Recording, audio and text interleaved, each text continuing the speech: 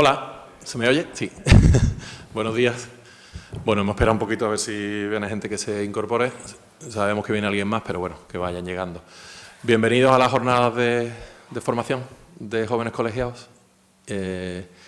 La segunda jornada que hacemos, inauguramos el viernes pasado, que no sé, me imagino que estuvisteis algunos, ¿no?, viendo el tema económico. Y bueno, resumiros un poco las jornadas, que ya sabéis un poco de lo que van. Durante 8 viernes, la idea que hemos tenido en esta junta es echar un cable a lo que nos pasa a todos cuando tenemos que montar un estudio o empezamos a trabajar, que nos falta un poquito de información de muchísimas cosas, ¿no? Y entonces durante estas 8 jornadas, pues la idea es tocar distintos temas para un poco tener al final de las jornadas, en torno al 5 de diciembre, creo que es la última, tener un poco una visión un poquito más global de cómo afrontar la profesión desde el punto de vista de estas ponencias, que cada una va a tocar un tema. El día de hoy pues tenemos a Juan Goñi entre nosotros, compañero arquitecto.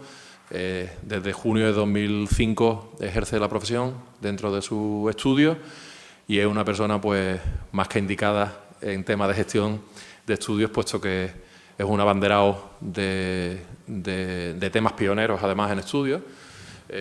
Durante la época de la crisis tuvimos que reciclarnos mucho, que teníamos estudios antiguos y sufrimos un poco un periodo de transición, y de los ejemplos mejores es Juan, que lleva, bueno, pues eso, una gestión espectacular, y es un arquitecto, un compañero que os puede contar millones de cosas.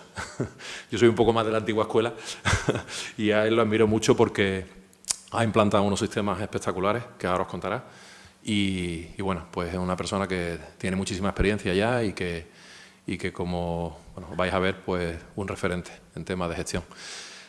Nada, invitaros a que sigáis viniendo al resto de conferencias, que van a estar eso los viernes. Las pusimos los viernes con la excusa después de tomarnos por lo menos una cervecilla y hacer un poco de grupo después, por si tenéis más dudas en el tema de la formación. Y después abro un pequeño paréntesis, porque precisamente ayer tuvimos una presentación de un grupo, que no sé si os habéis enterado, pero hemos reactivado un grupo de arquitectos de emergencias para voluntarios, ¿vale? Bueno, se formó hace 4 años, es un grupo que, si os apetece formar parte, la idea es tener un equipo de colegiados que en situaciones, por ejemplo, de emergencias como los terremotos de Lorca o el terremoto de Marruecos y tal, pues echemos un cable, ya que tenemos que, el primer paso siempre es acudir a la emergencia, y son los servicios de rescate y los servicios de bomberos y protección civil los que atienden, pero después tenemos un segundo paso, que es una inspección de edificaciones, donde es necesario que, bueno, porque gente con nuestra formación y arquitectos técnicos, pues echemos un cable a las autoridades, porque muchas veces no sabes qué te encuentras dentro de esos edificios, ¿no? Entonces se ha formado un grupo, es un grupo que vamos a empezar a potenciar, y en la parte que os toca pues es bastante interesante, porque vamos a llevar una formación bastante potente en temas de patologías, en temas de desarrollos patológicos y de análisis de las patologías que te puedes encontrar en temas de sismo, que sobre todo sería el riesgo más grave que tenemos nosotros en la provincia, quitando un tsunami, que parece ser que por la potencia que tiene el Mediterráneo tampoco es que vayamos a sufrirlo. En la parte atlántica sí, pero en la parte de sismo, y después algún tema puntual, como por ejemplo ocurrió hace unos años con un tornado que hubo, que en la parte de San Andrés afectó a bastantes viviendas, y tuvimos un grupo de emergencias que tuvimos que hacer peritaciones sobre las edificaciones que habían sufrido. Pues el tema es que vais a empezar a ver pues circulares sobre este grupo. El grupo, tenemos un grupo de WhatsApp, al igual que tenemos el grupo de chavalada, donde estamos ahí resolviendo dudas, los que podemos. Se ha abierto un grupo de WhatsApp, y después, pues si queréis, me dejáis vuestros datos si estáis interesados, porque ahí es donde se va a ir vertiendo toda la información acerca de los cursos de formación, que van a estar bastante interesantes, porque no solamente van a ser cursos aquí, van a ser cursos también en el Colegio de Aparejadores, y visitas al Centro Sismológico en Granada, e incluso estamos planteando hacer una visita a sitios donde hayan sufrido terremotos, por ejemplo Marruecos, donde podamos ir a ver los efectos reales y cómo se está acometiendo pues la rehabilitación y tal. Entonces, bueno, os animo, si os apetece el tema. Ya sabemos que la profesión nuestra toca 1000 millones de asuntos, ¿no? Y precisamente en un estudio, como os va a contar Juan, puede ser un estudio muy, muy concreto de un tema de planeamiento, de un tema de rehabilitación, un tema de edificación, pero me da a mí que con las épocas que vivimos muchas veces volvemos a hacer estudios generalistas, ¿no? Nos pasó un poco en la crisis, ¿no? Cuando empezamos a salir de la crisis, pues que los que habíamos especializado en algo, de pronto te venía un encargo y decía, bueno, pues voy a cogerlo, me formo en certificación energética, o me formo en ITES, o me formo en tal, porque resulta que era el trabajo que había, ¿no? Entonces, bueno, esto del grupo de emergencias, pues como formación es muy interesante y os animo a que si os apetece, pues estéis en un poco al loro de lo que se va a ir organizando. Va al rebufo también de que el martes de la semana que viene, si los que vivís por la zona de carretera de Cádiz, va a haber un simulacro de sismo el martes en Málaga. La parte de carretera de Cádiz creemos que va a sufrir un poquito de colapso porque va a ser una simulación de un sismo de grado 6. Se va a empezar a publicitar este fin de semana y, bueno, por lo que os movéis en coche y eso, el martes, si podéis, no cogáis el coche porque, bueno, va a haber helicópteros, intervención de Policía Nacional, guardias civiles y con situaciones reales donde una de la parte del grupo de arquitectos de emergencia vamos a ir a evaluar una serie de edificaciones dañadas y va a ser un simulacro real que va a afectar a parte de la ciudad. Eso os lo avanzo, por si el martes tenéis que coger el coche, que no lo cogáis mucho. Bueno, sin más, os dejo con Juan y gracias por venir y nada, animaros a que el resto de jornadas pues andéis por aquí, ¿vale? Gracias. Muchas gracias, Gonzalo. Nada, te dejo por aquí. ¿Hasta qué hora tenemos para tenerlo claro? En principio era 1:30, pero podemos prolongar un poquito ya que estamos empezando un poquito más tarde. O sea que, vale, perfecto, ¿vale? Pues a ver, genial. Estupendo. Gracias. Pues, bueno, buenas tardes ya a todos. Como ya me ha presentado Gonzalo, soy Juan Goñi, arquitecto desde 2005. Me hace mucha ilusión dar esta charla porque estas son las charlas que a mí me gustaban en el colegio cuando empecé y se han dado bastantes y el aforo, tengo que decir que no era tan numeroso como ahora y eso es un buen síntoma por vuestra parte de que estáis, o sea, de que esta generación está como con más ganas que las anteriores de aprender de temas de gestión de empresas, de posicionamiento, marketing, economía, gestión del estudio, en definitiva, ¿no? Que es una parte que nos falta en la carrera y que lo sabemos todos, ¿no?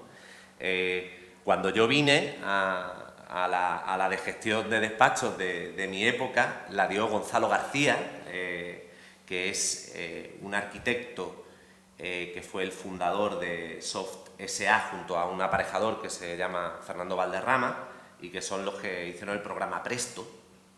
Para mí era, yo estaba muy enchufado a su web, que era Arketing. Me da penilla porque la web ya no está en marcha, se lo estaba comentando hace un momento a Gonzalo, que si no estaría enchufando un montón de cosas de esa web, que es de las que yo he aprendido muchas cosas, ¿no? Pero bueno, como la web ya no está, me he traído los libros que me traje, o sea, que me compré de Gustavo Gili, que había escrito Gonzalo, y que le pedí que me los firmase en 2011, ¿vale? Os lo paso, no os los puedo dar, pero vale, para que le echéis un ojo y comentaros que,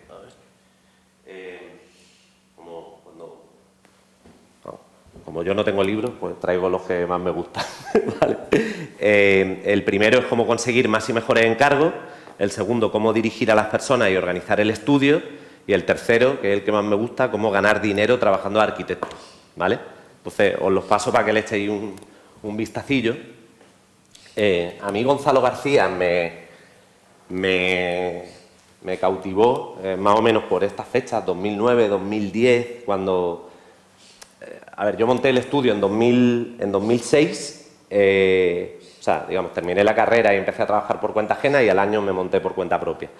Y tuve una época paradójica, 2006-2010, de irme bien por la rehabilitación de EPSA, no sé si tú estuviste, Empresa Pública Solar Andalucía, Oficina de Rehabilitación Singular. Me dio mucho trabajo os doy un tip, el trabajo público se suele conseguir en sitios que manejan un volumen de trabajo público mucho mayor del número de gente cercana a la que pueden acceder. Entonces, la ORS estaba en Sevilla y manejaba desde una oficina de Sevilla trabajo para toda Andalucía y era una cosa súper transparente que se anunció desde el colegio. Yo me acuerdo todavía del anuncio que era, yo estaba trabajando en un estudio en Mijas, Fuengirola, o sea, en Camino de Coín, que hay en medio de Mijas y Fuengirola, aunque es municipalidad de Mijas. Y yo tenía ganas de cambiar. Ahora lo tengo claro, en ese momento no lo tenía tan claro, pero hice el CAP, eché papeles para la universidad, eché los papeles de la EPSA, y en el anuncio de la EPSA ponía: advertimos que esto pagan un 20% menos que los honorarios colegiales. Y luego al final no se ha vuelto a pagar por la rehabilitación residencial lo que pagaba esa oficina nunca. Entonces, echar papeles, o sea, todas las cosas, leeros todas las circulares del colegio y a todas las cosas en las que se puede echar un papel, echarlo, porque además suele haber un espacio para jóvenes, o sea, tanto en VPO como en rehabilitación suele haber un cupo para jóvenes, ¿vale? Entonces, el momento, igual que, por ejemplo, si quieres entrar en la universidad, el momento y la forma correcta de hacerlo es pedir una beca FPI o una FPU, pues hay que aprovechar los primeros años y las ventajas que te dan los primeros años. Buenas, Fernando. Bueno, pues lo que os decía, yo estaba en ese momento en el que me había ido paradójicamente bien en el periodo 2006-2010, pero ya le veía la oreja al lobo porque ya EPSA no hizo más proyectos después de 2010 y digo, ¿por qué estamos los arquitectos así? Era la pregunta que yo tenía en la cabeza. Y como no tengo la web de Arqueting, os lo dibujo, ¿vale? Gonzalo García tenía un gráfico en el que, digamos que era un eje de ordenada, un eje de abscisas y 3 líneas, ¿vale? Esto era 1960... y esto era 2006, pero ahora voy a poner 2024, ¿vale? 2024. Y esto era el número de arquitectos, ¿vale? Luego, había otra línea que era el número de viviendas bueno, esto es mucho más bajo realmente ahora, que se hacían, ¿no? Ahora lo meto en escala, pero para que os hagáis una idea, bueno, esto no está en escala para nada, pero ahora estamos en 90.000, ¿vale? Años aproximadamente, ¿vale? Aquí, que fue 2008 o 2009, estábamos en 700.000, ¿vale? El periodo... bueno, y hago la tercera línea, que es la interesante. Y vamos a poner por aquí 1990 y pico, ¿vale? Así. Y aquí vamos a poner 2008. Así, ¿vale? Ahora le podemos hacer un piquito para arriba, ¿vale? Porque está un poco mejor la cosa, pero tampoco para tirar cohetes, ¿vale? Entonces, esto es el número de arquitectos, esto es las viviendas año que se hacen en España y este es el cociente, que es a cuántas viviendas nos caben por arquitecto. Entonces, claro, en los años 60, que no había ni 1000 arquitectos, ¿vale? El cociente era buenísimo, salía a 200 viviendas por arquitecto. Entonces, los arquitectos de los años 60, pues lo tenían más fácil que nosotros. Ya en los años 90, ¿vale? En los que empezaron a trabajar en esta época, los boomers, ¿no? Serían estos, ¿no? Porque yo empecé como por aquí y estos como 10 años más, pues boomer. Estos ya llegaron a un punto en el que ser arquitecto daba para vivir y gracias. O sea, había una media de 15 viviendas arquitectos. Imagínate que aquí había 200, ¿no? Vivienda arquitecto. Que se mantuvo constante, ¿por qué? Bueno, esto está mal, para hacerlo bien, ¿no? ¿Por qué se mantuvo constante esta línea de 15 más o menos hasta esta época? Porque la subida, aquí hubo con matices una subida continuada del número de viviendas año y en el 2000 hubo una pequeña bajada, pero y una subida constante del número de arquitectos, ¿vale? Arquitecto, vivienda y división, ¿no? Entonces, ¿cuánto te pagan por cada casa? Vamos a echar un número gordo que no está bien, pero en Pluri a lo mejor puede estar en el entorno de 6.000 euros por vivienda, ¿no? Pues entonces, este ganaba millones, este tenía un bruto de 90.000 euros, que un bruto de 90.000 euros, ahora veremos que vives bien, pero tampoco eres el rey del mambo, con los gastos que implica ser profesional, y el problema vino aquí, ¿vale? Que es cuando esto sigue subiendo y nos plantamos en épocas en números de 60.000, 40.000. Entonces, claro, ahora estamos en el entorno de los 60.000 arquitectos en España, aproximadamente. Pues claro, 60.000 arquitectos, 60.000 viviendas, te toca una, 6.000 euros. Con 6.000 euros no vive en un año, ¿vale?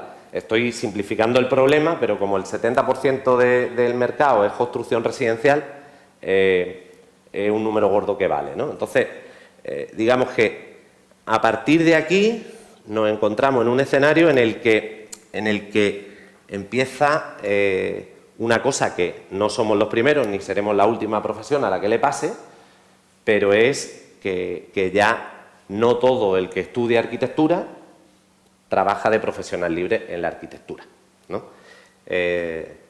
No todos son malas noticias, o sea, de hecho, esta época yo creo que ha servido, porque luego tenemos que darnos cuenta de que el pastel del real estate es mucho más grande que los honorarios profesionales, ¿vale? El porcentaje, nosotros cobramos sobre presupuesto de ejecución material o presupuesto de contrata, según contrata, bueno, eso lo sabéis, ¿no? El PEM lo que le cuesta al constructor, contrata lo que le cuesta al promotor, sin IVA,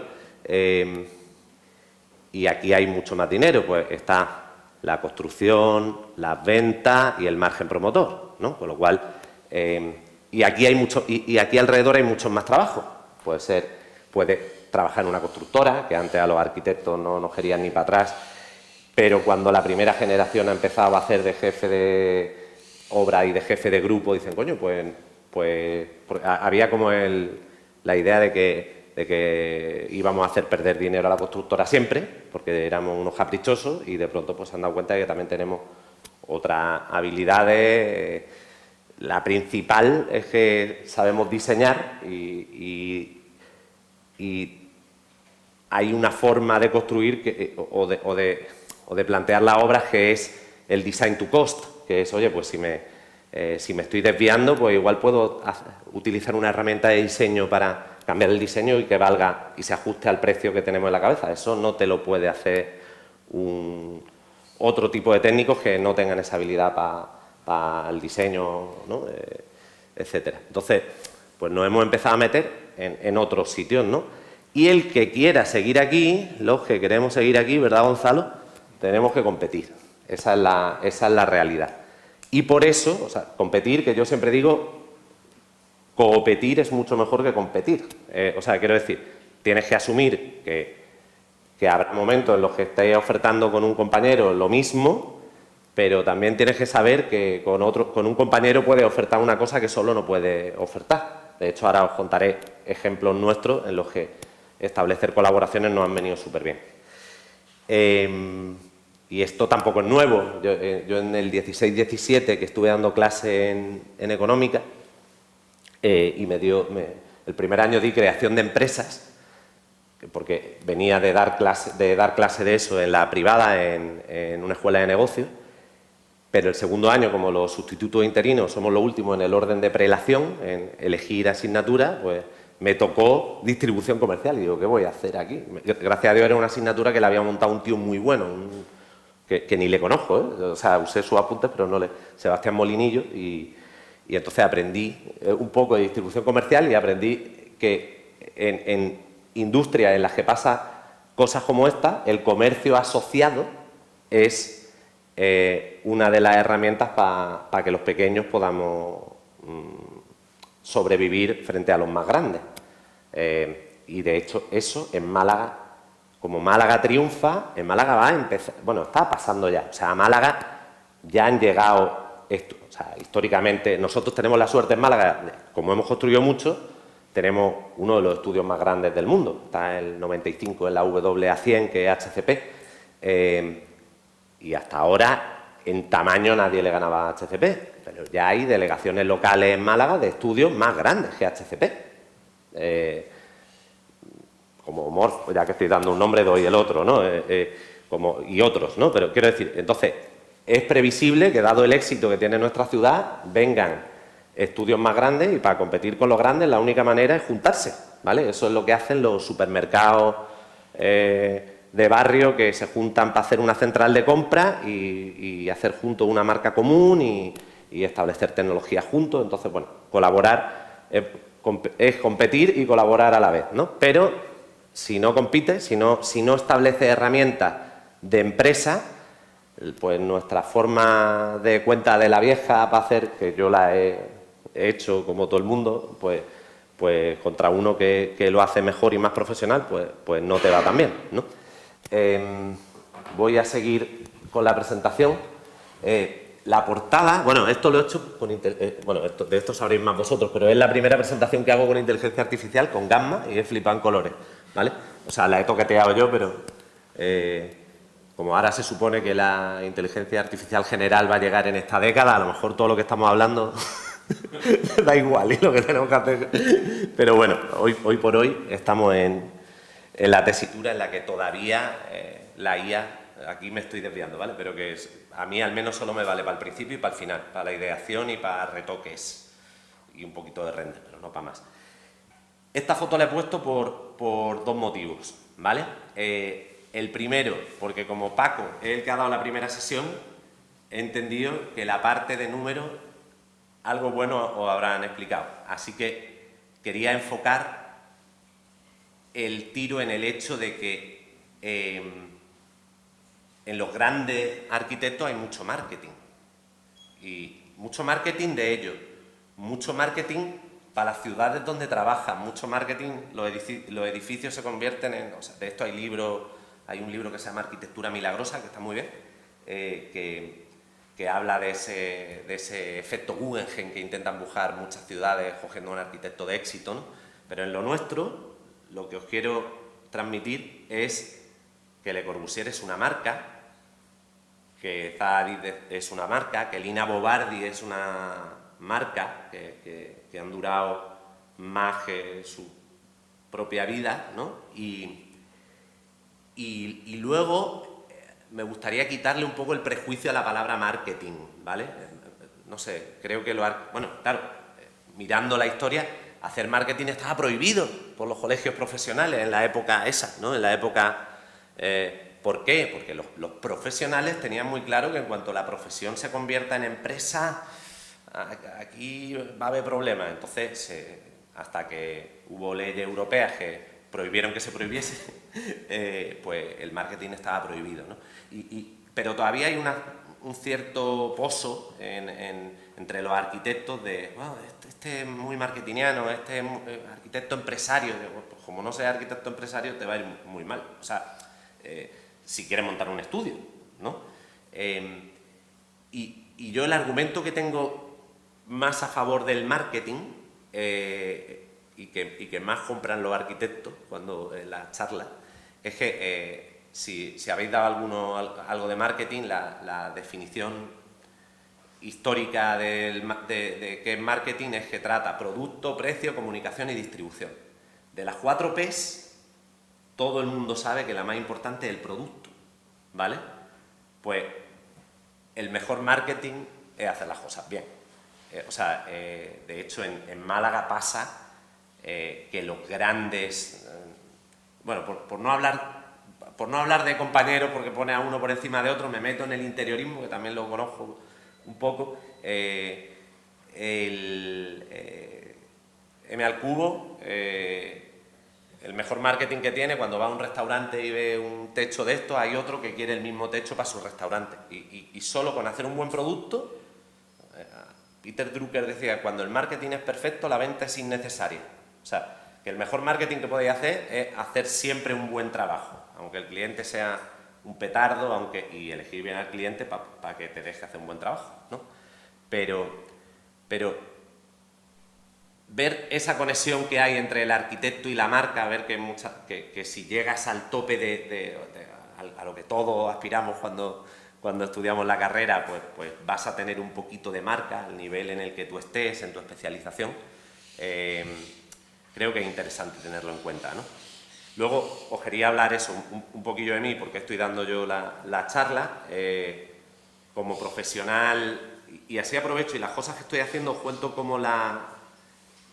otras formas de intentar conseguir encargos. Por ejemplo, ahora estamos haciendo un hotel de obra nueva en calle Rebull, de 4.000 metros cuadrados, de una estrella, de una marca que se llama Best Price, o sea que ya el lujo no es, ¿vale? Pero bueno, es un proyecto mediano o grande. ¿Y cómo he pillado esto? Pues esto lo presupuesté y lo perdí. O sea, presupuesté, como todo el mundo, o sea, tengo un cliente, le presupuesto proyecto, dirección de obra, pero tuve la suerte de que le hice un pack completo de servicios técnicos, dirección de ejecución y coordinación de seguridad. El promotor se lo dio a su cuñado, literal, su cuñado era otro de los licitantes, un estudio de Barcelona también súper majo. Yo no sabía que su cuñado licitaba al principio, pero al promotor le caí bien y hizo porque estuviese ahí. Entonces me contrató la otra parte de servicios técnicos, aquí estoy más de empresario, me contrató dirección de ejecución y coordinación y hizo a su cuñado que le recomendó que al final, vamos, que tenemos muy buena relación, que nos cogiese de apoyo a dirección de obra. Y esto, por ejemplo, aquí estoy haciendo el socio local, ¿vale? Esto es un posicionamiento de marketing. De hecho, ha sido el posicionamiento de marketing con el que he ido a MIPIM en Cannes en marzo, y es el posicionamiento de marketing que voy a tener en SIMED ahora en noviembre, que me voy con un cartel de 2 metros por 2 metros de tu socio local en Málaga. Porque esto se lo he copiado, o sea, lo de socio local en Cannes se me ocurrió a mí, pero tenía fallas en la lógica. Esto es siempre ir aprendiendo. Claro, yo fui a anunciar que hacía de socio local en la Costa del Sol a Francia. Eso lo suyo es anunciarlo en Málaga, porque ¿dónde van a estar los que tienen obras en Málaga? Pues en Málaga, ¿no? Entonces, pero esto me di cuenta yendo al District en Barcelona, que uno de los arquitectos que había conocido en Cannes estaba ahora anunciándose como socio local en el District, pero como socio local en Barcelona, él es de Sabadell, pero en Barcelona, ¿no? Entonces, posicionamiento de socio local, un posible posicionamiento de marketing. Otro ejemplo de conseguir un trabajo de manera no convencional, Sorolla. Perdón, bueno, me he saltado uno. Ahora sí. ¿Se siente la misma...? ¿No avanza? Espera. Pues... A ver. ¡Ay, la leche! Vale. Ya creo que... Es que tengo abierto varias veces el documento. Ahora. Aquí. Entonces... Bueno, todo lo que os he contado era del punto 1, pues entonces, como no estabais viendo esto, me voy al punto 2. Este es un clásico, ¿vale? Este ha venido un promotor y nos ha encargado una promoción de día adosada. Y ahí hacemos el modelo clásico de estos son mis honorarios y ya está. Pero aquí, por ejemplo, bueno, lo conseguí porque dije que sí a hacer los renders para el SIMED del año pasado en una semana. Bueno, ellos me dijeron los renders, realmente era hacer una propuesta de algún tipo de exterior, aunque el interior no estuviese muy pensado, y los renders, ¿no? Y este, que es con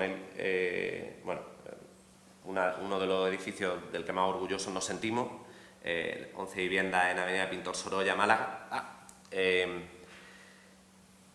Para conseguir hacer este edificio me tuve que cocinar el proyecto yo, con otra gente, otra vez operando. Aquí no con otros arquitectos, sino compañeros de máster de Real Estate Business School, antigua IPE, Instituto de Práctica Empresarial, que mi mujer, que es mi socia, hizo el máster en el 17-18 y yo en el 18-19.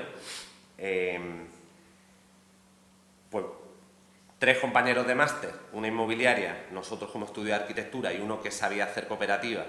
La inmobiliaria tenía el suelo, el que hacía cooperativa nos decía que lo hiciéramos nosotros y como no teníamos el dinero nos juntamos con una constructora a la que le dijimos, oye, ponnos la señal y por contrato eres tú la constructora y montamos bueno, hicimos un proyecto en ese suelo que tenía la inmobiliaria, lo comercializamos, cuando conseguimos 11 personas que querían ser cooperativistas, montaron la cooperativa y nos contrataron como gestora y como estudio de arquitectura, que lo hicimos, el proyecto no solo nuestro, también de Rafael de la Cour, que es profe en Granada y un increíble arquitecto, que hemos tenido la suerte de trabajar con él en este proyecto.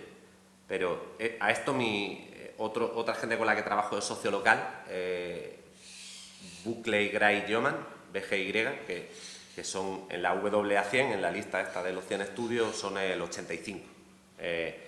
Pues ellos le llaman ser agente de oportunidad, pero al final lo que quiere decir es entender que el mercado del real estate es más grande que nuestro bocadito y si lo entiendes puedes hacer cosas, ¿vale? O sea, cuando entiendes el contexto puedes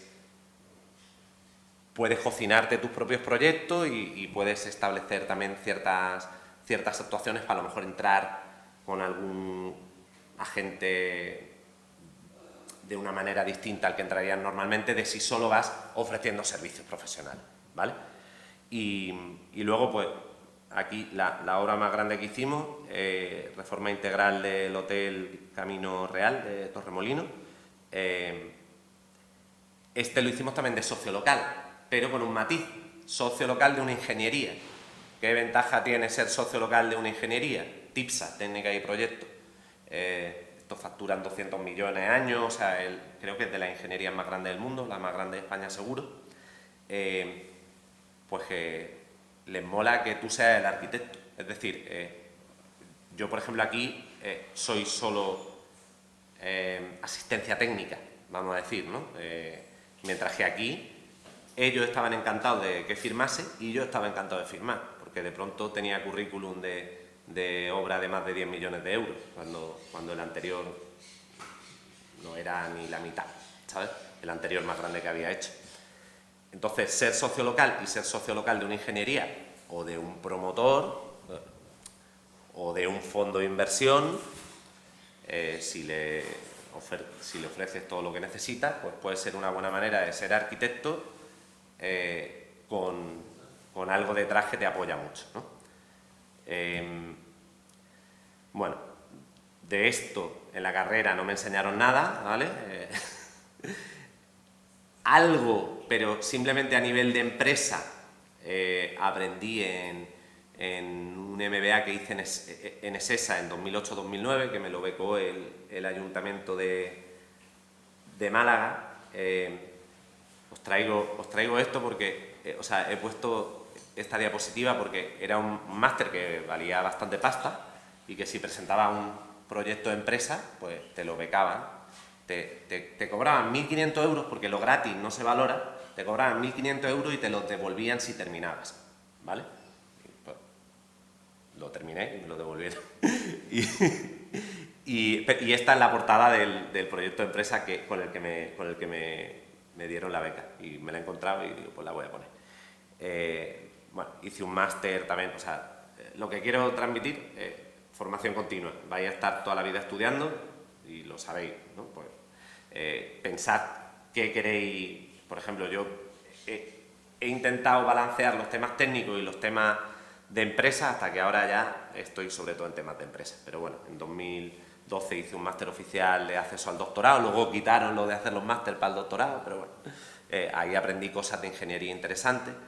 Y donde me enteré de la mayor parte de las cosas que os he contado de del pastelito completo fue en el MBA de IP, cuando yo lo hice, pero Reps ya, en el 18-19, y además ahí hicimos mucho networking. Es un sitio que además ahora están aquí, ¿no?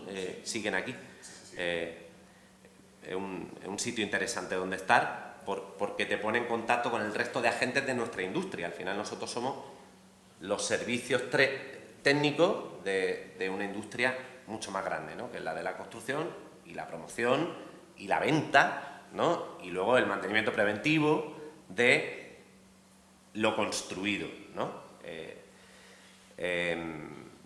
Y luego lo que os he dicho, que yo ahora estoy aquí dando la clase, pero que estas clases las he recibido. El curso de gestión de despachos profesionales lo hice en ESESA, lo daban abogados, lo daba Garrigues, pero ahí me quedé con una de las ideas más interesantes, que aunque nosotros lo que debemos de vender es valor y diseño y técnica, debemos vender beneficios, no vendemos horas, porque si vendemos horas te las intentan pagar baratas, ¿vale? Pero en el back office tenéis que saber que lo que vendéis son naranjas, horas. ¿Por qué digo naranja? Porque al mes se pudren, es decir, si tú en ese mes no has vendido naranja, ya esas naranjas no las vas a vender. Entonces, nosotros vendemos horas técnico, aunque no se lo tenemos que decir a nadie. Esto, como hacía un profe, esto de esa puerta para afuera no se dice, ¿vale? Pero lo que vendemos son horas técnico. Y tenemos que saber lo primero cuánto nos cuestan, ¿vale? Para saber qué precio ponerle. Segundo, a cuánto se venden en el mercado, porque a lo mejor hay mercados a los que no quieres ir porque se venden la hora a un precio que a ti no te interesa hacerlo, ¿no?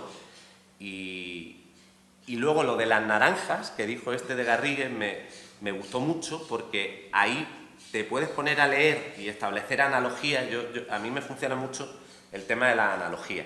Entonces, literatura sobre profesión hay poca, o he pasado la que yo conozco, algún libro más hay, pero en general, como los profesionales facturamos poco, no se hace mucha literatura sobre nosotros.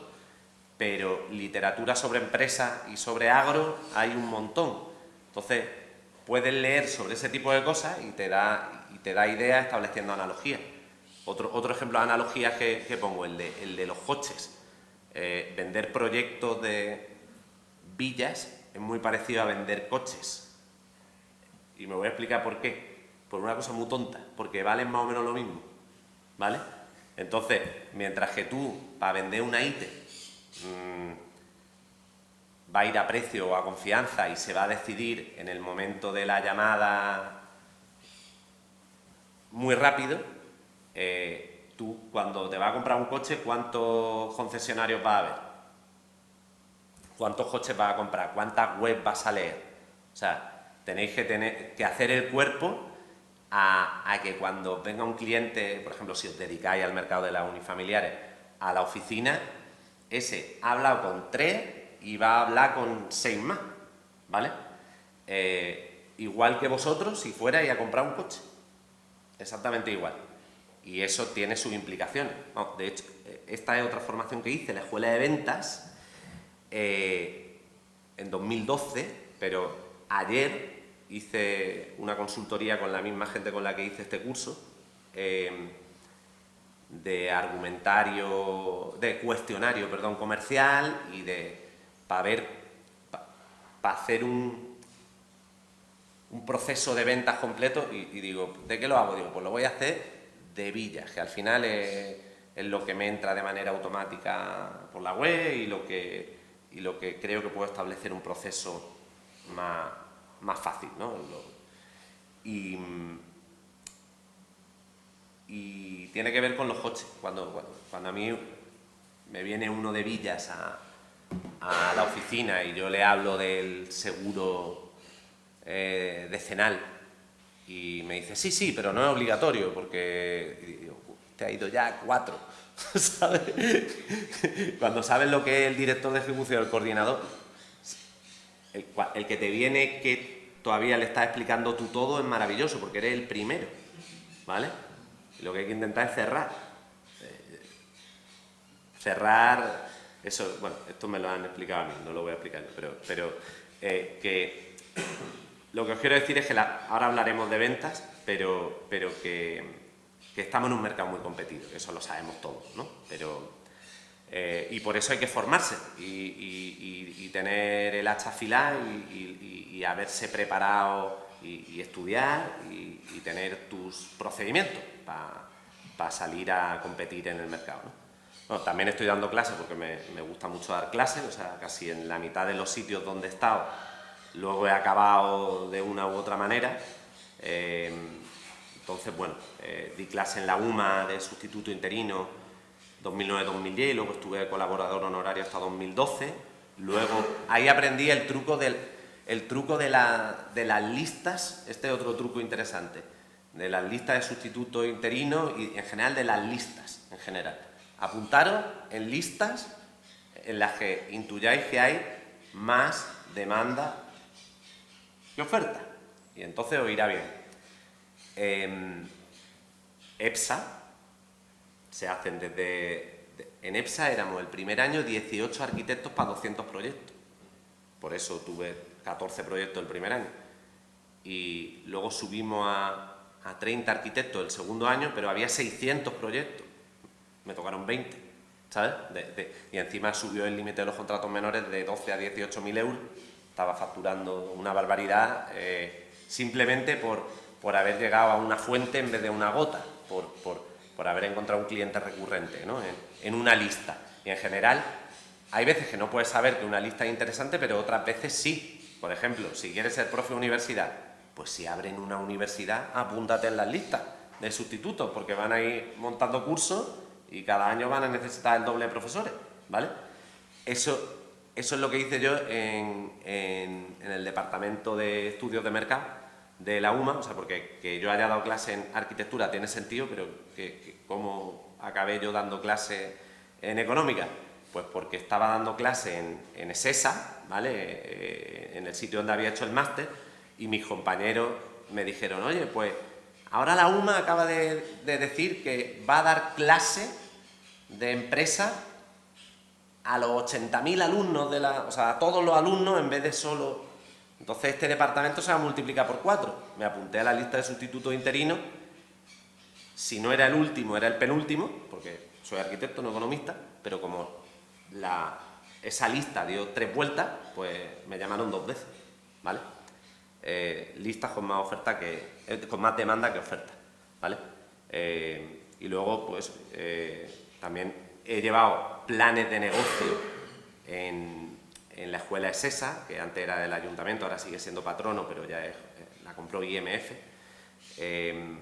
Básicamente tutorizar no era profesor, era tutor, o sea, tutorizaba a grupos de alumnos para llevar adelante su plan de negocio. Parece una tontería, pero si vas a montar un estudio, haz tu plan de negocio.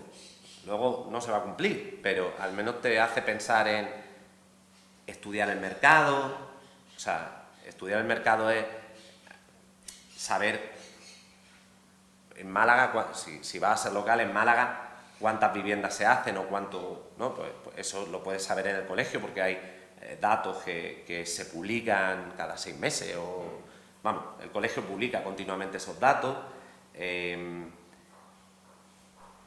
¿Cuántos arquitectos hay? ¿Cuáles son? Esto tiene mucho que ver con proyectos, como yo hacía proyectos. La frase esta de ser original es saber copiar sin que se note, ¿no? Pues en empresa funciona igual. Dice, ¿de quién me voy a copiar? Pues de los mejores, ¿no? ¿Quiénes son los mejores en Málaga? Esto, no sé si a lo mejor esto no lo sabes, pero hay una herramienta gratuita porque todas estas cosas te intentan cobrar, ¿vale? Pero en Ranking El Economista, El Economista, digamos que esto es un ranking de todas las empresas de España, ¿vale? Bueno, si queréis saber quiénes son las empresas de España, pues viene muy bien, ¿vale? Pero tiene filtros, entonces tú aquí haces un filtrito por Málaga. Seguro que hay formas mucho más profesionales de hacerlo, ¿vale? Pero yo esto es como lo hago yo. y esto haces el filtro por nuestro CNAE, por el 7111.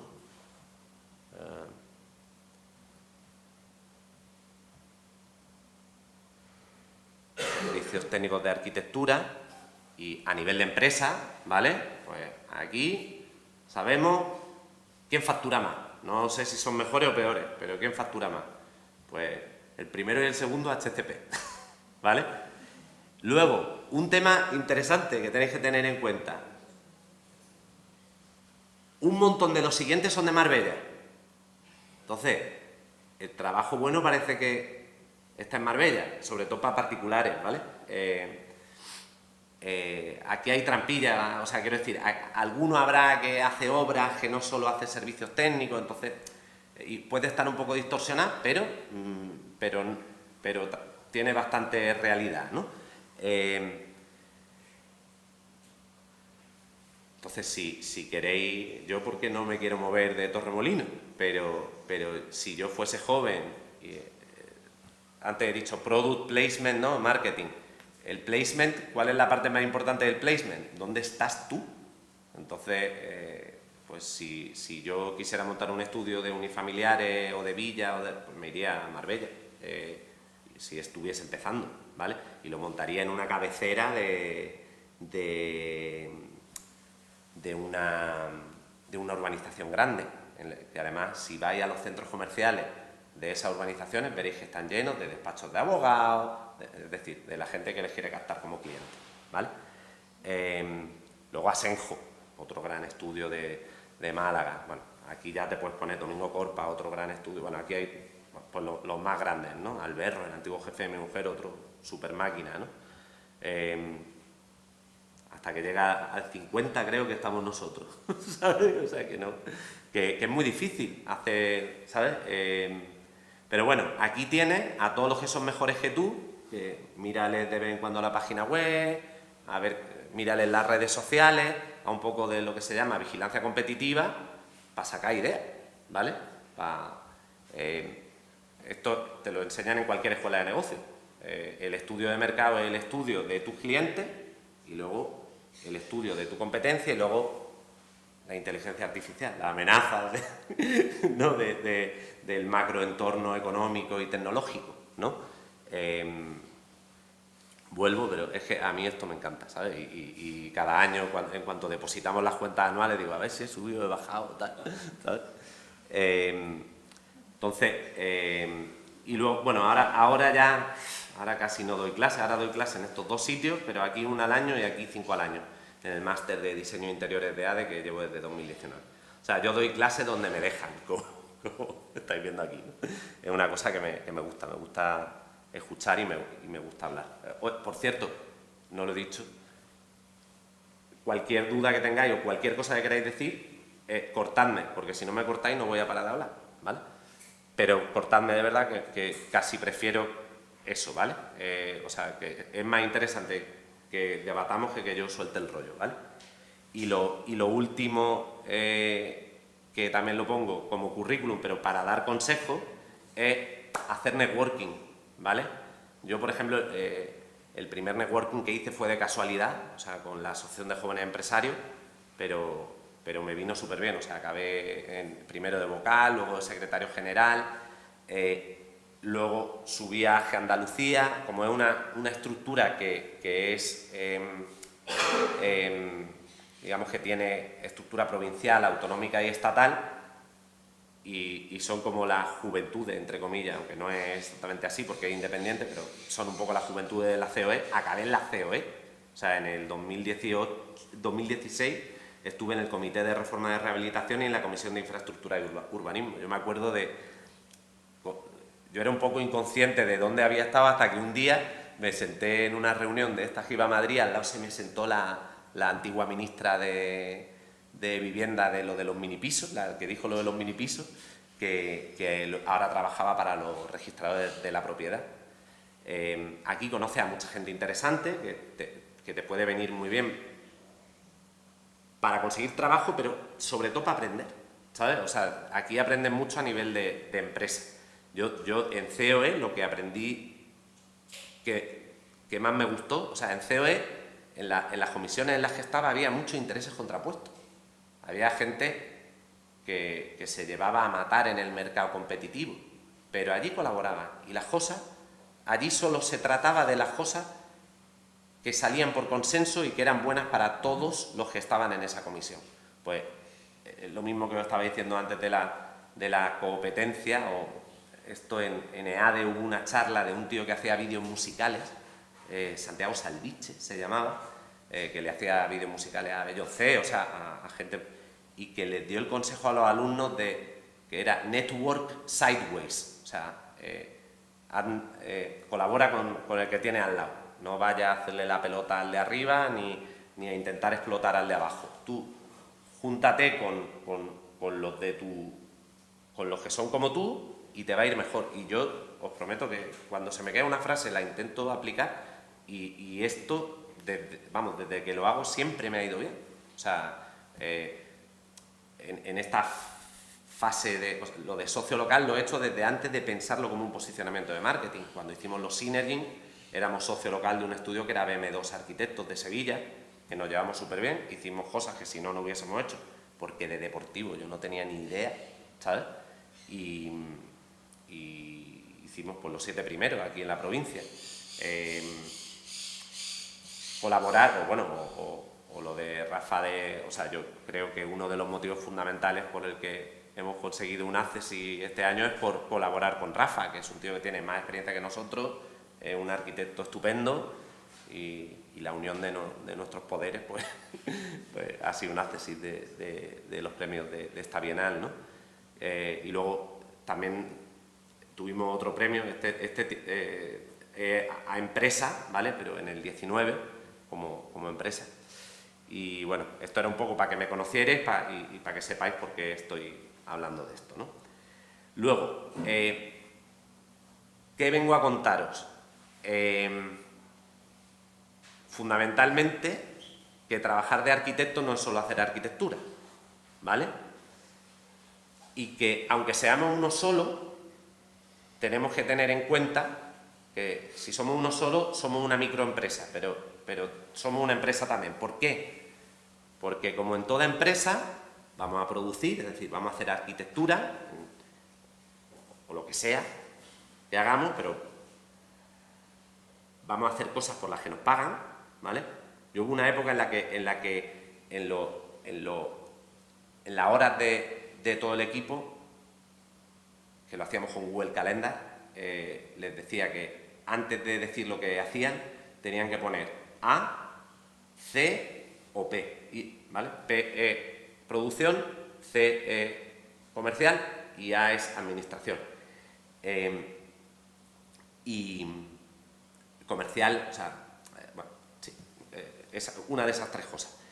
Y luego yo tenía un programa que me decía cuántas horas de todo el equipo se habían dedicado a producción, es decir, me las pagaban, y cuántas horas se habían dedicado a venta y a administración, que realmente administración es también gerencia, es también más cosas, pero que no, básicamente que la P te la pagan y todas las demás no, pero las tienes que hacer, ¿vale? Especialmente sin vender, no hay ni profesional ni empresa, ¿vale? Entonces se empieza por la venta. Cuando ya estás rodado, ¿vale? Antes hay que hacer algunas cosas preparatorias, ¿no? Y hay que intentar minimizar la A, hay que intentar tener los procesos muy bien hechos para que el tiempo de administración sea el mínimo posible. Y el de ventas que esté lo mejor aprovechado posible. El de ventas, si la venta es productiva, todo el que pueda, porque así te va a hacer más grande. Y sobre todo, tener claro que la P tiene que pagar la A y la C, ¿vale? Y por eso no se pueden cobrar ni 10, ni 20, ni 30, ni 40 euros la hora, ¿vale? Porque una cosa que es muy de cuando recién empieza, aunque no vamos a hablar de horas de aquí fuera, pero aquí vamos a hablar de horas. Dice, bueno, pues si cobro a 20 euros la hora estoy ganando 3.000 euros al mes. No, porque para echar 160 de producción tendrás que echar al menos otras 160 de administración y comercial. y entonces te va a morir de un ataque al corazón, ¿sabes? Tienes que...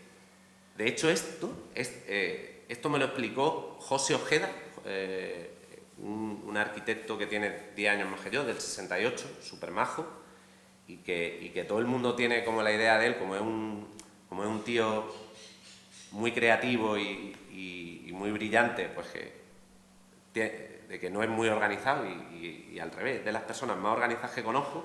Cuando hicimos el Camino Real le contraté para ser el jefe de equipo del equipo que monté para el Camino Real, diversificar, bueno, eso que no se me olvide ahora, pero bueno. Y él me enseñó cómo se hacían las cuentas al rollo cuenta de la vieja, ¿vale? Y me dijo, mira, tú lo que tienes que hacer es hacer una cuenta de todo lo que gastas en un año. Mira tu año anterior y cuánto has gastado, ¿vale? Dice, 2. Tienes que ver cuántas horas productivas tienes en la oficina. En esa época éramos 4, pero mi mujer y yo, Rubén estaba con temas, vamos a decir, de gerencia, de supervisión, pero no producción pura, y yo estaba vendiendo todo el día en la calle, en ese momento, ¿no? Entonces, yo tenía las horas de 2 personas, eso son 1.800 horas al año una persona, 3.602, ¿no? Y en ese momento, cuando José me dijo esto, pues a lo mejor estaba facturando 200.000 euros, gastando 200.000 euros y me daba para mi sueldo y para el de los demás, ¿no? Entonces, claro, mis gastos eran 200, contando con que mi sueldo está dentro de mis gastos. Si mis gastos son 200 y tengo 3.600 horas, pues divido 2.000 entre 3.600 y me da que como mínimo tengo que cobrar a 75 pavos la hora. ¿Por qué? Porque tengo una estructura muy ineficiente.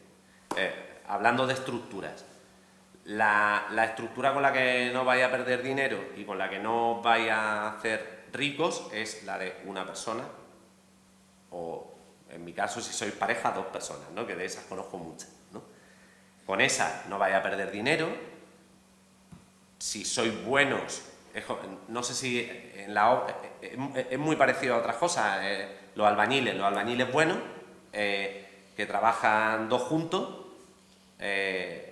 son baratos, con lo cual nunca tienen problemas de conseguir trabajo, no tienen C porque se lo rifan, porque son buenos y baratos, y van yendo de obra a obra, nunca se hacen ricos porque son baratos, pero nunca les falta el trabajo. Entonces, ese es un modelo de estudio, el de tú solo o 2, con el que no pierdes pasta, pero no vas a ganar mucho dinero, ¿vale? Luego hay un montón de tamaños intermedios que son de peor a mejor, porque ya te vas haciendo empresa, con lo cual ya tienes que supervisar en la oficina, tienes que vender fuera y vas colgando gastos sobre los que producen, y cuando solo producen 2 y hay 2 que están encima, pues te sale un precio hora muy caro. De hecho, ahora nuestro precio hora es muy caro porque somos, ahora mismo, bueno, ahora vamos a ser 7 porque estamos con 2 procesos de selección, pero ahora mismo somos 5. Y la cuenta de la vieja sigue siendo igual. Y la cuenta me da a que mi coste hora está en 80 y pico, ¿sabes?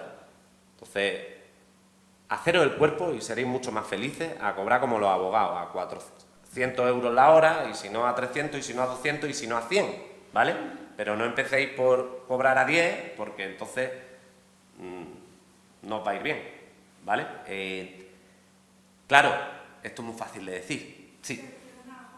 Cuando dices el gasto de 85 euros la hora o lo que sea, Sí. ¿te refieres a tu hora o a las horas que ha echado todo el equipo? Yo me refiero a las horas que ha echado todo el equipo. Si estás tú sola, me refiero a tus horas de producción. Es decir, tu cuenta no podría ser, si estás tú solo, no lo puedes hacer dividido entre 1.800. Tienes que decir, oye, yo voy a trabajar 1.800 horas al año. ¿Por qué lo hacemos al año? Porque si lo haces al mes, no tienes vacaciones, ¿vale? Pues tienes que hacerlo al año para que las horas productivas te paguen un mes de vacaciones, ¿vale? Entonces, tienes que decir, tengo 1.800 horas al año. Digo, voy a hacer una hipótesis, que el primer año no vas a saber si es verdad o no, ¿vale? Que es que voy a dedicar 900 a producir, 450 a vender y 450 a administrar, ¿vale? A hacer facturas, a hacer presupuestos, ¿vale? Y cuando te venga un tío por la puerta y te diga, quiero por decir una tontería que sea fácil hacer las cuentas, un certificado de antigüedad y existencia, ¿no? Que no nos vamos a equivocar, porque aquí lo difícil es hacer bien las cuentas de las horas, ¿vale? Cuando quiero un certificado de antigüedad de existencia, dices, bueno, ¿dónde? En Estepona. Yo estoy en Torremolinos, digo, pues 1 hora ahí, 1 hora medir, 1 hora volver, 3 horas. Me siento en el ordenador, otras 2 horas en pasar el croquis al ordenador, 5, y otras 3 en hacer la memoria, 8. ¿Cuánto le tengo que cobrar? Pues 800 euros, ¿vale? O en tu caso, que puede ser más barata, porque digo, pues como tengo 900 horas y yo quiero cobrar, ¿tú cuánto quieres cobrar al mes? ¿Bruto o neto? Neto. Neto, pues, hombre, 2.000 euros en fondo. Vale, pues 2.000 netos son 3.500 brutos, más o menos. 3.500 brutos por 12 son 45.000 aproximadamente, ¿no? Pues 45.000 lo tienes que conseguir con 900 horas, ¿vale? Mira, ha salido un número fácil de hacer de cabeza, 50 euros la hora, es tú como individuo, ¿no? Con 50 euros vas a ganar 2.000, pero fíjate qué duro, ¿eh? Porque lo que te sale es, con 50 euros, ¿cuánto voy a ganar? 50 por 160, voy a ganar 8.000 euros al mes. Digo, no, con 50 euros vas a ganar 2.000 netos. ¿Vale? Entonces, y si quieres ganar dinero, pues, ¿qué pasa? Aquí viene la segunda ley del mercado o del marketing, ¿no? ¿Cuánto valen las cosas? El precio de las cosas se establecen de 2 maneras. Uno, por lo que te cuestan a ti. Es decir, yo te acabo de decir cómo tienes que hacer las cuentas para el certificado de antigüedad, ¿no? 8 por 50, 400. Bueno, pues el certificado de antigüedad es un mercado para ti, porque los certificados de antigüedad están entre los 400 y los 600 euros, ¿vale? Pero ahora imagínate que en vez de certificado de antigüedad te digo certificado energético, ¿vale? Por poner otro ejemplo que también se hace fácil. Y en Estepona también. Pues 1 hora ir, 1 hora tomar datos, 1 hora volver, para hacerlo bien, ¿vale? Que ahora van a poner auditoría. 3, luego lo eficiente que seas en tu proceso de producción, pero al menos métele un par más. 5, ¿vale? 5 por 50, 250. Tú, por tu lógica de costes, no puedes cobrar menos de 250. Pero el mercado, Dios sabe por qué, está a menos de 250. No sé si alguno controla pero está a menos de eso. Con lo cual, ese no es tu mercado. Dime. Yo pagué hace poco uno por 65. Claro, pues ese no es tu mercado. ¿Por qué? Porque hacerlo tú, con tu lógica de costes, hay otras lógicas de costes. Yo la de los certificados energéticos no entiendo qué lógica es, si yo soy sincero. Pero hay otras lógicas de costes, de economía tejala, yo creo que no se hacen bien y ya está. Pero a lo mejor sí, a lo mejor hay una empresa que lo hace de una manera tecnológicamente más eficiente y consigue hacerlo en 1 hora. A ver, sí, hay cosas que sí sé. Cuando eres una empresa grande, pues las 2 horas que yo he metido de transporte no la tienes. Si tienes el proceso muy automático. Pero aún así, los 60 euros nunca lo he podido entender. Bueno, si eres una empresa de 20 tíos, a lo mejor puedes cobrar 20 euros la hora. Quizá por economías de escala hace que ese no sea tu mercado, ¿vale? Entonces, en los mercados en los que estemos, tenemos que tener en cuenta cuánto nos va a costar a nosotros hacerlo en función de lo que queremos ganar. Me voy a centrar en el de tú solo y las 900 horas, porque seguramente sea el caso más estereotípico aquí, pero haceros a la idea de que si sois 5, es igual. O sea, uno se va a dedicar a la A, otro se va a dedicar a la C, los otros 3 se van a dedicar a la P, ¿vale? El total de los gastos en el que estén incluidos los sueldos que quieran ganar, que queráis ganar si sois una cooperativa o que queráis pagar si sois una empresa, o los que te dice la ley que tienes que pagar si eres una empresa, ¿vale? Que como mínimo, o si quieres gente mejor, más de lo que dice el convenio, ¿vale? Y haces esa cuenta y te sale tu precio hora. Y luego ves si en ese mercado en concreto eres competitivo o no. Por ejemplo, mi caso concreto, tener una estructura como la mía tiene la tesitura de que te hace ir a mercados en el que la hora te la paguen cara sin problema. Porque como es una estructura, que os digo, 5 personas, son los tamaños de empresa pequeños que hacen que tu hora sea cara, porque no eres ni de 20, que es el libro que os he pasado define que 20 es el tamaño más o menos bueno para que el administrador administre, el comercial venda y se repercuta sobre la producción de la manera más compacta posible. Claro, 20 es una estructura que prácticamente no tiene Scrum, que se llama Scrum. O sea, por ejemplo, yo tengo un amigo que tiene una empresa que son 400, ¿no? Entonces, ¿él cómo hace para gerenciar la empresa? Él habla con 8, esos 8 hablan con 8, 64, y esos 8 hablan con otros 8, 400, ¿vale? Entonces hay 1, 2, 3 Scrum, ¿no? Pero en 20 hay pocos Scrum, ¿vale? Nosotros máximo hemos sido 14, en 14 yo ya me perdía, yo ya tenía que hablar con José, con el que colaboré con este proyecto, para que les dijese qué hacer a los demás. Ya había un Scrum. A partir de 8, tú no puedes controlar a más de 8 personas. Las cosas que se hacen en un estudio de 8, ¿no? Entonces, 20 es un tamaño en el que a lo mejor hay 2 jefes de equipo, ¿vale? 2 equipos de 8 y uno que vende y uno que administra, ¿vale?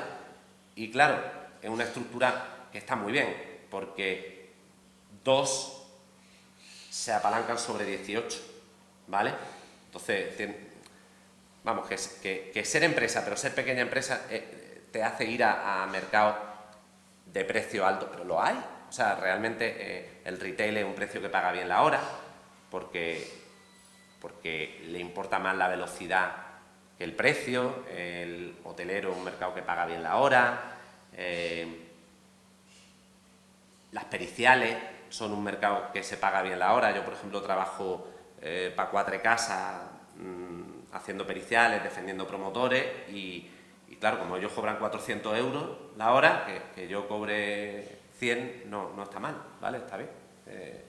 Lo aceptan de buen grado, pues porque los despachos de abogados han vivido esta tesitura antes que nosotros, ¿vale?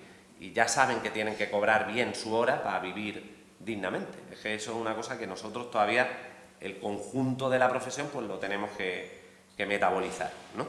Pero es fundamental, ¿vale? Entonces, pero sobre todo tener claro que tenéis que hacer arquitectura, que además la arquitectura que hagáis, lo buena que sea, es un componente del marketing, lo que os he dicho, que luego tenéis que hacer marketing, ¿vale? Me voy a ir estas son las áreas funcionales, ¿no? O sea, producir, hacer marketing y vender, luego, para mí, fundamental, recurso humano, aunque hasta que no eres una empresa lo bastante grande, lo haces tú, pero gestión de equipos y de lo que hace cada uno y de cuántas horas dedica cada uno, y control de finanzas. Y todo esto, puse esto de los malabares porque todo esto se retroalimenta, ¿vale? Claro, yo he puesto ejemplos muy fáciles, los de los trabajos de 8 horas. ¿Cuánto tiempo se tarda en hacer una unifamiliar? ¿Lo sabéis? Venga, vamos a hacer una encuesta. ¿Qué pensáis? Proceso completo. Proyecto básico, o sea, anteproyecto, proyecto básico, proyecto de ejecución, gestión de licencias, comparativa ofertantes, dirección de obra, certificado final de obra, licencia de primera ocupación, planos as-built. ¿Cuánto tiempo creéis que lleva eso para una villa de 200 metros cuadrados y 100 de sótano en Mijas? En horas, por favor. En horas para poder hacer cuenta. Y no digo años, eso va a llevar, el proceso total va a llevar entre 2 y 3 años, ¿vale? Pero yo te estoy preguntando cuántas horas vas a echar tú en el estudio a tu trabajo, en tu parte del trabajo de ese proceso de construcción. ¿Cuántas horas crees que se le echa? 1000 horas más o menos. 1000 horas. 1000 horas, quizá en Marbella, no lo sé. ¿Aquí hay alguien que trabaja en Marbella? No. En Marbella se le pueden echar 1000 horas. Y 2000. En Mijas no. En Alaurín menos. 700 o 600 con dinero. Sí, más o menos yo tengo en el entorno de las 500, 600 horas. Tengo mínimos de 400, máximo casi es mejor no pensar en ello, ¿vale? Pero lo que, hablando del ejemplo anterior que has puesto de las 8 horas de Sí. certificado de antigüedad, en el momento que tú tienes 8 horas y 1 hora de viaje para allá, de Villa Taco, que son 2, 1 hora de viaje para acá, de Villa Taco también, son otras 2, el certificado tiene algún problema y son, en vez de 3, son 5, tiene algún problema, ¿sabes? ¿Cómo haces para que esto no es una producción de tarde en hacer un bizcocho 45 minutos del horno? Es muy fácil. En ese pierdes pasta. Pues entonces tienes que poner la hora más cara para proveerte de lo que pierdes pasta. Yo lo estoy contando muy fácil, pero yo pierdo pasta, de hecho, en muchos proyectos. El tema es no perderlo en todos, es que en la sumatoria ganes. Lo que te lo comento porque si todo sale bien, 500, 600 horas por un familiar es suficiente. Pero nada más con que haya algún problema con algún cliente o la administración te pida, vas a perder dinero. En esa pierdes pasta. Bueno, es que lo primero es cobrar bien. Aquí, ¿de quién tenemos que aprender? Hemos dicho que de los grandes, ¿no? Pues aquí hay que aprender de Marbella. ¿Has visto algún estudio grande? Con perdón, no es por... Pero yo no he visto ningún estudio grande de... No voy a decir pueblos, porque luego algunos de ese pueblo... pero de pueblos pequeños en los que se cobra a 6.000 euros misión completa, porque sabéis que... ¿Cuánto vale un proyecto de unifamiliar? De 6.000 a 300.000, ¿vale? Es que en Marbella se cobra entre el 4 y el 6% del presupuesto de contrata, ¿vale? De villas que pueden ser de 10 millones de euros, ¿vale? Y en otro pueblo se cobra 6.000 euros misión completa. Es que no... Sí. Perdón. No, te entiendo, pero ahí también tendríamos que tener un poco de ética, ¿no? Es que esto no está siendo... Primero, yo no creo que haya que hablar de ética en negocio. En negocio se habla de deontología, que es la ética de los negocios, ¿vale? Pero es que cobrar caro no es nada... O sea, lo que es falta de ética es cobrar barato, en mi opinión, y autoexplotarte. O sea, explotar a alguien, aunque sea a ti mismo, es malo. Siguiendo con ese tema, cuando dices que si algo se complica para más alta, realmente lo que está pasando realmente, me gustaría pensar que está ganando menos, ¿no? Realmente no llega a perder. Sí, puedes perder. A ver, tú solo puedes llegar a perder, pero poco. Pero a medida que te haces grande, puedes perder más. O sea, tú solo vas a perder tiempo. Tu hora puede ser a 2 euros la hora. Y, hombre, pues...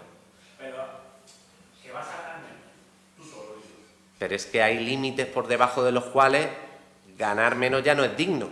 No sé si me explico. Es que si miras las estadísticas de la profesión, es que son penosas para profesionales que nos formamos el tiempo que nos formamos. Y uno de mis objetivos de hoy es que cobréis caro, porque os va a ir mejor en la vida, en general, ¿vale?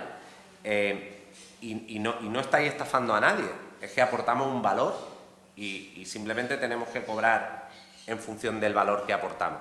De todas maneras, el mercado nos va a poner en nuestro sitio. Esto, o sea, quiero decir que si nosotros, que lo de la ética sería si no existiese el mercado. Si tú quieres cobrar 500 euros, mira, os voy a poner un ejemplo de anteayer con certificado. Me llaman de un banco para un certificado. Y al final las cosas, la especialización viene aquí también, pero me llaman de un banco para un certificado, yo paso un precio, que además, como me cae bien el hombre y me da un poco de pena porque es mayor, le paso menos de lo que suelo pasar, le paso 500 euros por un certificado de antigüedad en vez de 800, que es lo que normalmente paso, ¿vale? Y el del banco me llama, bueno, el otro me vuelve a llamar y digo, le ha parecido caro. Y entonces, ¿qué hago? Echo mi tiempo, ¿por qué? Porque mi tiempo es un gasto general de la oficina que lo pagan las horas de producción de mis empleados y entonces puedo hacerlo para ir al banco, a hablar con el tío, decirle, mira, es que yo voy a hacer esto. Y dice, es que mira lo que me hacen a mí, me enseña un folio sin visar, ¿vale? Sin plano. Y dice, y claro, esto me parecía un abuso, lo que tú has dicho de la ética, pero que tranquilo, vuestro problema no va a ser que os vayáis a convertir en un tío gilito que explota a gente, porque el mercado, porque si tú quieres cobrar mucho va a venir otro que cobra menos y te lo va a quitar. Pero sí que tienes que intentar la cuenta que acabamos de hacer, el ejercicio de cuánto quiero ganar, cuántas horas voy a echar a producción, a comercial y a tal a lo largo del año para tener vacaciones, y no voy a entrar en mercados en el que no paguen este precio hora. Y eso significa desechar los certificados de eficiencia energética, desechar a lo mejor las viviendas en ciertos municipios que sabes que se pasan más baratas, porque no echan 600 horas, porque los niveles, o sea, claro, tengo un amigo informático que se cree que un proyecto es un proyecto y que debe valer lo mismo en todos lados. Un proyecto de Marbella no es lo mismo que un proyecto de los que son papeles, de los que el cliente lo percibe como un certificado. ¿Cuál es el problema? ¿Por qué son tan baratos los certificados de eficiencia energética? ¿Por qué creéis que son tan baratos? ¿Eh? No. ¿Por qué creéis que valen tan barato? Tiene valor para el cliente, ¿no? Exacto, qué bien, eso es. Es un papel obligatorio para el alquiler o la venta, pero al cliente le da igual que hayas hecho el mejor certificado energético del mundo, que es que no te hayas desviado ni 1 kilovatio hora del consumo anual, ¿sabes? Le da exactamente igual. No le da ningún valor más allá de la obligatoriedad que tiene, con lo cual va a irse al más barato. Y entonces ahí gana el más barato. Pero hay mercados en los que no gana el más barato. Ayer perdí una licitación de una reforma que me apetecía mucho, para un CEO de una empresa potente. Y le pedí feedback de, oye, gracias por avisarnos, porque hay muchos que ni te avisan. ¿Me podías dar feedback de por qué no nos ha elegido, por qué ha elegido a la otra empresa? La otra empresa, bueno, le pregunté y me respondió. Lo bueno de los clientes es que si le preguntas, lo normal es que te respondan. Dice, pues mira, es que hicimos un estudio muy amplio y vino un compañero que me preguntó mucho más que tú,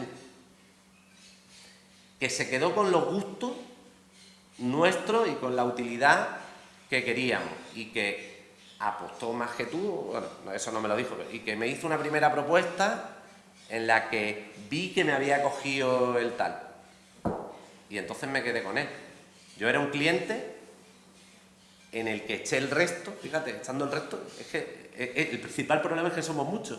Y cuando somos muchos hay mucha competencia. Y habrá otro muy bueno que llegará y te ganará. Tú tienes que intentar la excelencia, porque estamos en un mercado muy competido en la producción. Pero aún así te van a ganar, ¿vale? Y tienes que sacar feedback, lo de preguntar es fundamental. O sea, yo soy muy de hablar y intento hacer el ejercicio de escuchar, porque aprendes más escuchando que hablando. Pero lo que te quiero transmitir es que a ese cliente como si le hubiese pasado el doble. Él no me desechó por precio, era un cliente que estaba dispuesto a pagar lo que fuera, como los de Marbella, aunque estuviese en Benalmádena. Nos cogió a otro que le escuchó más y que en ese momento inicial se vendió mejor apostando más, ¿vale? Pero ahí, si tú a un tío que gana 1 millón de euros le cobras 300 euros la hora, no estás siendo poco ético, ¿sabes?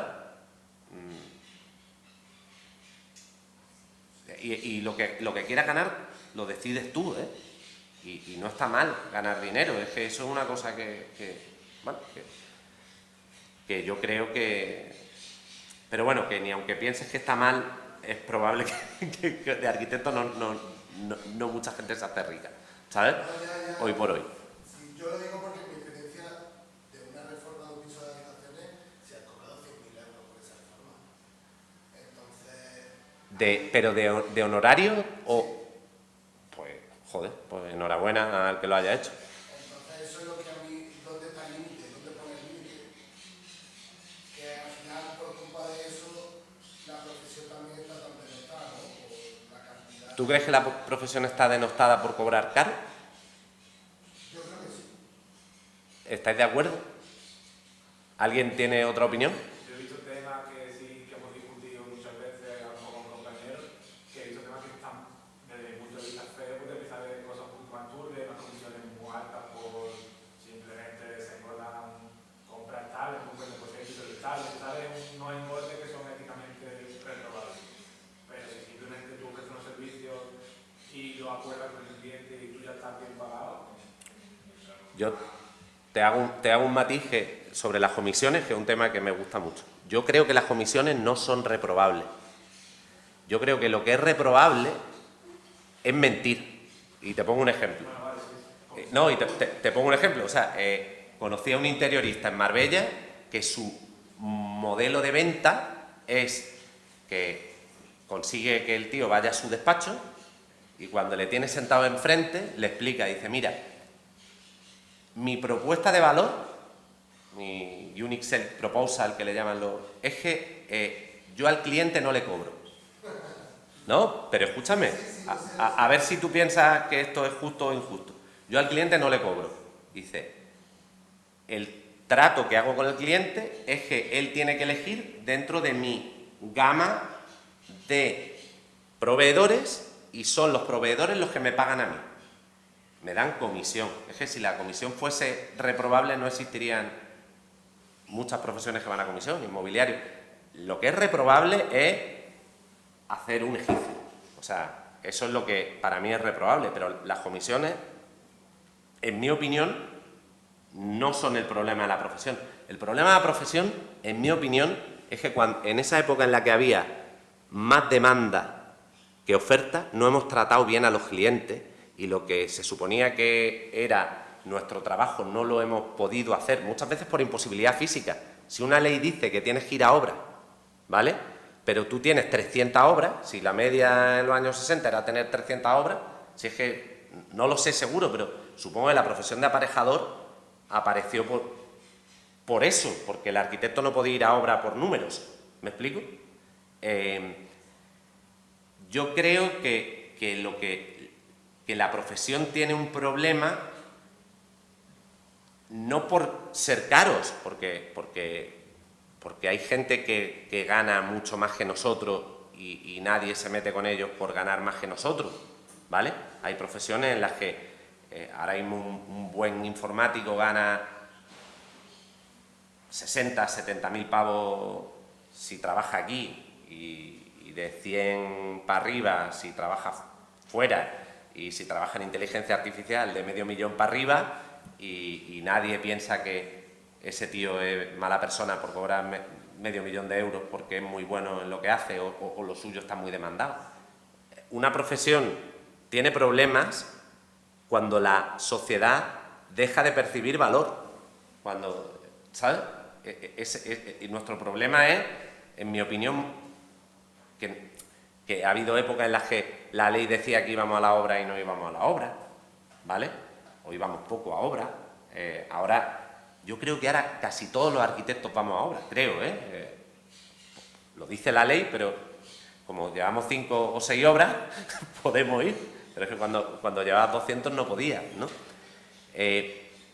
Yo creo que hay un estigma con la parte económica que pervive, ¿sabes? Y que si tú vas a dedicarte a ser profesional libre, hay una parte de ese estigma que te lo tienes que quitar, en la medida en la que tú quieras, porque todos somos libres, ¿no? Digo, oye, yo considero que no es ético cobrar más de 3.000 euros al mes, ¿no? O sea, es tu opinión y yo la respeto. Pues no cobres más de 3.000 euros al mes, aún así te van a salir 60 o 70 euros. Sí, no era eso lo que te quería expresar, si un trabajo, es decir, tenemos que basar los horarios en el trabajo o en lo que el cliente pueda pagar. Claro, bueno, es que... Eso es lo que te digo yo de ética, porque una casa en Torrón vale, una villa de 200 metros en Torrón vale lo mismo que en Marbella, pero en Marbella se cobra 5 veces más. Es que ahí entra en un debate que creo que es el debate más importante que tenemos los arquitectos de esta generación, que es el tema de la vivienda accesible. Hoy se lo he dicho a Susana García Bujalance, que ha puesto un artículo sobre eso, pero que entre comillas no es de lo que estoy hablando yo hoy, pero tienes razón. Tenemos que conseguir que la vivienda llegue a todo el mundo, pero te digo una cosa, eso no se va a conseguir legislando, eso se va a conseguir con colaboración público-privada, porque esa vivienda, ¿cuántas viviendas ha hecho la administración en los últimos 40 años? Muy pocas, vivienda pública, no hay parque de eso. Esto va a ser si hacemos un pacto de Estado y, claro, es que no hay que hacer caso ni a este extremo ni a este extremo, porque el otro día vi una noticia de lo que hay que hacer es liberalizar todo el suelo. Vamos a dar por un lado y a coger por otro, de manera que porque el problema de liberalizar el suelo, a ver, cuando hay más demanda que oferta, que es lo que pasa ahora en la vivienda, en el escenario actual, cuando hay más demanda que oferta, ¿dónde va el que ofrece servicios? Con lógicas puramente económicas, a donde más le pagan. Esa es la realidad. Entonces, liberalizamos los suelos, cuidado, que a lo mejor lo que se hacen es 100.000 viviendas más de lujo. ¿Vale? Entonces, como vivimos en un mercado regulado, vamos a llegar a acuerdos pero es que ese es otro debate. Yo hoy quiero hablar de micro, pero que el tema este me interesa muchísimo, vamos. Y además creo que es la rémora más grande que tenemos hoy por hoy, que es que hay un libro que se llama El capital en el siglo XXI, de Piketty, ¿vale? Que habla de cómo las rentas del capital han superado a las rentas del trabajo y le siguen superando exponencialmente. Ahora se gana más dinero teniendo dinero que trabajando. Y eso es una aberración, en mi opinión, ¿no? Pero, vea, yo también tengo sesgos de esto de opinión, porque habrá quien me diga que no. Pero es una realidad en la que estamos, y a quien está afectando es a vuestra generación, a los que todavía no tienen casa. Eso es así. Y a esto hay que darle solución. Y esto pasó hace 100 años. De hecho, ¿de qué arquitectos nos acordamos de los años 20 del siglo pasado? De los que hablaban del existence minimum, de los que inventaron el sistema que ahora usamos todos para hacer plantas y escaleras, los que dieron soluciones accesibles para hacer la vivienda universal. Pues creo que estamos en otro momento así, en el que la solución va a venir de la prefabricación, porque no hay mano de obra, de posiblemente medidas que mezclen liberalización pero que condicionen a hacer vivienda barata, y de la prefabricación. Pero bueno, este es otro tema. A ver, antes he dicho que no se me olvidase una cosa. Tened mucho cuidado con tener un solo cliente si vais a estar vosotros por vuestra cuenta. EPSA para mí fue el motivo por el que monté la empresa, pero cuando se acabó EPSA nos quedamos Rui y yo solos en 2011. y pasamos una travesía en el desierto hasta el 14, haciendo papeles para abogados y pequeñas reformas. Luego llegó Synergy, que nos dio el 14-16, y nos centramos en eso, se acabó y otra vez Rui y yo solo. Esto es una pena, el otro día hice el 18 aniversario de la oficina y nos juntamos 80 de gente que ha venido, porque el problema del trabajo por proyectos es que es así, como esa curva, ¿sabes? Es que nuestro negocio es así, por desgracia. Entonces va a tener mucha rotación si tienes empleados. Y una forma de evitarlo es no ser monocliente, sino diversificar clientes. La tercera vez que me pasó, aprendí a la tercera, ¿vale? La tercera vez que me pasó fue cuando entró Camino Real, el hotel este que otra vez podía haber dedicado todos mis recursos a eso, pero como ya me había pasado 2 veces, lo que hice fue la oficina con los encargos pequeños, la seguí llevando yo, seguí llevando una oficina pequeña, como estaba en un centro de negocios, cogí la oficina al lado y montamos otra oficina, que la llevó Ru con un equipo al que le dijimos desde el principio, estáis aquí para 1 año, cuando había contratos por obras y servicios, bueno, y ahora se lo diríamos igual, simplemente le pagaríamos la indemnización al final del año, pero es que era para 1 año, ¿vale? Y montamos una oficina independiente para ese proyecto, de manera que cuando se acabó, seguía teniendo los proyectos chiquititos, ¿vale? Y ahora que estoy en una tesitura de que me están entrando proyectos grandes y pequeños, no estoy renunciando a lo pequeño, porque lo pequeño es lo que siempre sigue ahí. Y lo que encima he aprendido a vender, no voy a decir de manera automática, pero al menos los leads me llegan de manera automática. Y eso me lleva a, que no quiero terminar, que sé que ya voy pasado de tiempo, perdón, pero que os he dicho, digamos que no he explicado cómo hago las cuentas ahora, que eso es un poco más complejo, pero al menos he explicado la cuenta de la vieja que me explicaron a mí a vuestra edad, así que algo.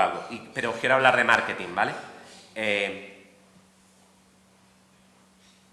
¿Qué es lo más importante del marketing? Lo he dicho antes, el producto, ¿vale? Todo lo que os he dicho de ajustar horas, me lo salto cuando tengo un cliente con el que veo que voy a poder hacer una cosa emblemática. Y ahí no, bueno, sí las cuento, pero me da igual que se ponga en rojo ese proyecto. ¿Por qué? Porque sé que va a ser marketing para después, ¿vale? El producto, lo más importante. Y cómo traducís vuestra identidad, lo que queréis hacer en vuestra... bueno, no voy a hablar